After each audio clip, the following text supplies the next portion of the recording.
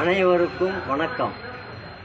நம்முடைய பாட்டாளி மக்கள் கட்சியின் நிறுவனர் ஐயா ராமதாஸ் அவர்களின் புதல்வரும் பாமகவின் மாநில தலைவருமான சின்ன ஐயா அன்புமணி ராமதாஸ் அவர்களின் அக்டோபர் 9 பிறந்த நாளையொட்டி இந்த முதியவனின் வாழ்த்து கவிதை ஒன்று படிக்கிறேன், கேட்டு மகிழுங்கள்.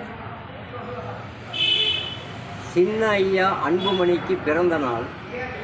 இன்று நாட்டு மக்கள் அனைவருக்கும் திருநாள். சிந்தனையின்றி அவர் இருந்தது எந்த நாள்?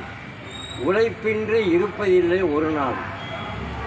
அரசியல் நாகரீகம் அறிந்தவர் இவர், அரசாங்க குறைகளை சொல்பவர்.